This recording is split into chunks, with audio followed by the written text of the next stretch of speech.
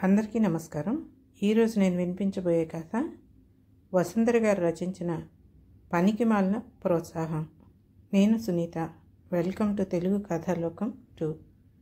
పల్లవరం అనే గ్రామంలో రామయ్య అనే ధనికుడు ఉండేవాడు. అతని తల్లి ప్రవర్తన వింతగా ఉండేది. ఆమెకు బిచ్చగాళ్ళంటే అమిత అసహ్యం. కానీ ఆమె 2 కుర్ర బిచ్చగాళ్లకు రోజు 2 పూట్ల తిండి పెడుతూ ఉండేది. ఇది గమనించిన రామయ్య తన తల్లి ప్రవర్తనకు కారణం అడిగాడు. ఆ కుర్రవాళ్ల తాతలు మంచి ధనికులని, రామయ్య యొక్క తాత చేసిన దుర్మార్గం వలన వారి కుటుంబం పూర్తిగా చితికిపోయి వారి దరిద్రులయ్యారని రామయ్య తల్లి చెప్పింది. ఇది విన్న రామయ్య గుండె ద్రవించింది. తన కుటుంబం వలన ఆ కుర్రవాళ్లకు జరిగిన అన్యాయం సరికావాలని, అలా చేసే బాధ్యత తన మీద ఉన్నదని ఆయన అనుకున్నాడు. వెంటనే రామయ్య ఆ కుర్రవాళ్ల తల్లిని చూడబోయాడు. ఆమె చాలా దీనస్థితిలో ఉంది. తన బిడ్డలు చాలామంది వైద్య సహాయం లేక చనిపోయారని, ఈ 2 కొడుకులు మాత్రమే బ్రతికి బట్టగట్టారని ఆమె చెప్పింది. ఆమె అడుక్కుని బ్రతుకుతోంది. రామయ్య ఆమెను అడుక్కోవటం మానమని చెప్పి కొంత డబ్బు ఇచ్చాడు. నెల నెల ఆమెకు కావలసిన డబ్బు ఇస్తానని, ఆమె కొడుకులను చదివించి ప్రయోజకులను చేస్తానని మాటిచ్చాడు. కుర్రవాళ్లలో పెద్దవాడి వయసు 9 ఏళ్ళు. పేరు శంకరయ్య. రెండోవాడు భీమయ్యకు 7 ఏళ్ళు.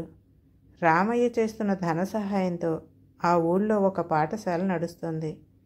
ఆ పాఠశాలలో పనిచేసే ఉపాధ్యాయుడికి రామయ్య ఆ కుర్రవాళ్ళని అప్పగించి వాళ్లకు చదువు చెప్పమన్నాడు. అయితే వారికి చదువు మీద శ్రద్ధ లేదు. కొద్దిపాటి అక్షర జ్ఞానం కలగటానికి వారికి ఏడాది పట్టింది.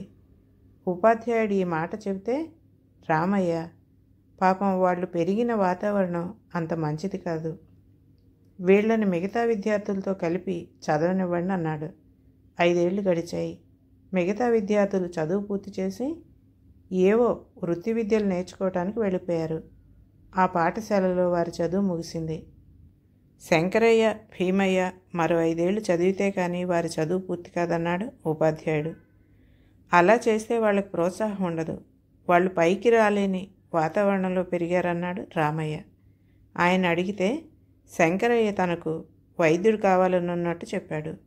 రామయ్య వాడిని ఒక పేరు మోసిన వైద్యుడి వద్దకు తీసుకుపోయి వాడికి వైద్యశాస్త్రం నేర్పమన్నాడు. వైద్యుడు శంకరయ్యను పరీక్షించి, ఈ అబ్బాయికి మామూలు చదివే రాదు, బాగా చదువుకోమనండి అన్నాడు. అలా అనకండి, మీరు తలుచుకుంటే వాడిని వైద్యంలో ఉద్దండుణ్ణి చేయగలరు. వీడికి వైద్యశాస్త్రం నేర్పితే మీకు మంచి బహుమానం ఇస్తానన్నాడు రామయ్య.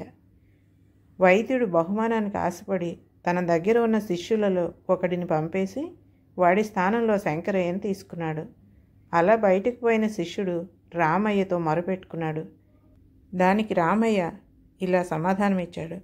నువ్వు సంస్కారం ఉన్న ఇంట పుట్టావు, ఎలాగైనా బ్రతకగలవన్నాడు అతనితో. భీమయ్య ఇల్లు కట్టించే పని నేర్చుకోవాలన్నాడు. రామయ్య వాడిని ఒక వాస్తుశాస్త్ర ప్రవీణుడి వద్దకు తీసుకుపోయి వాడికి ఆ శాస్త్రం నేర్పమన్నాడు. కానీ ఆ ప్రవీణుడు భీమయ్యను పరీక్షించి వాడికి ఉన్న చదువు చాలదన్నాడు.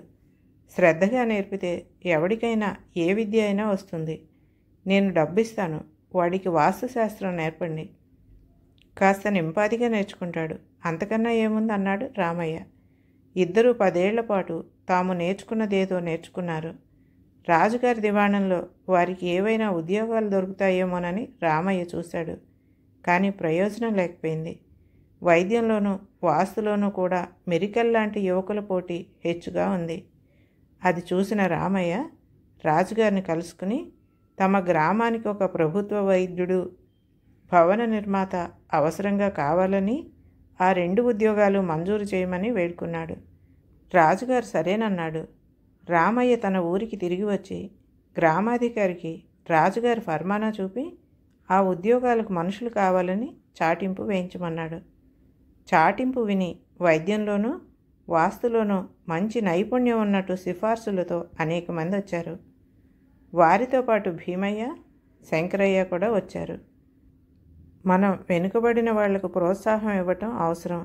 అందుచేత శంకరయ్యను గ్రామ వైద్యుడిగాను, భీమయ్యను భవన నిర్మాతగాను నియమించుదాం అన్నాడు రామయ్య గ్రామాధికారితో.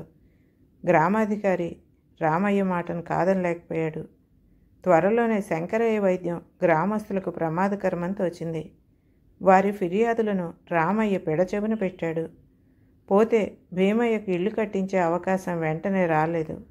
అందుచేత రామయ్య అతని చేత తన దొడ్లోనే ఒక చిన్న డాబా ఇల్లు కట్టించాడు. అది చూసి భీమయ్య చేత అందరూ ఇల్లు కట్టించుకుంటారని రామయ్య ఉద్దేశం. ఒక రోజున రామయ్య ఆఖరి కొడుకు గోపాలుడనేవాడు కొత్తింట్లో తిరుగుతూ ఉండగా ఒక భాగం కూలింది. కుర్రవాడి మీద ఇటుకలు పడ్డాయి. వాడు పెద్ద కేక పెట్టి పడిపోయాడు. కుర్రాడిని వెంటనే శంకరయ్య దగ్గరికి తీసుకుపోయారు. 4 రోజుల పాటు శంకరయ్య చికిత్స చేసినా కుర్రాడు బాగుపడలేదు. వాడే రామయ్య దగ్గరికి వెళ్ళి, బాబుగారు, అబ్బాయిని మరొక వైద్యుడికి చూపిస్తే బాగుంటుందన్నాడు. రామయ్య కంగారుగా తన కొడుకును నగరంలో శంకరయ్య గురువు వద్దకు తీసుకుపోయాడు. ఆయన వైద్యంతో గోపాలుడు కోలుకున్నాడు.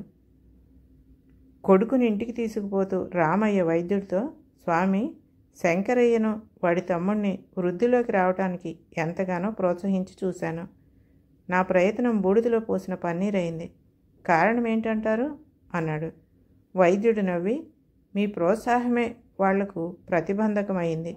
దాని మూలంగా వాళ్ళు తమ స్థాయిని పెంచుకునే ప్రయత్నం ఏమీ చేయలేదు. మీరు వాళ్లకు ప్రోత్సాహం ఇయ్యదలిస్తే ఆర్థికంగా సహాయం చేయవచ్చు, మాటలతో ప్రోత్సహించవచ్చు, కానీ వారి విషయంలో ప్రత్యేకతలు చూపకూడదు. అలా చూపటం వలన ప్రజలను అనర్హుల బారికి వదలటమే కాక అర్హత గల వారిని నిరుత్సాహపరచడం కూడా జరిగిందన్నాడు. రామయ్య తన తప్పు గ్రహించి శంకరయ్యను భీమయ్యను తిరిగి విద్యాభ్యాసంలో పెట్టాడు.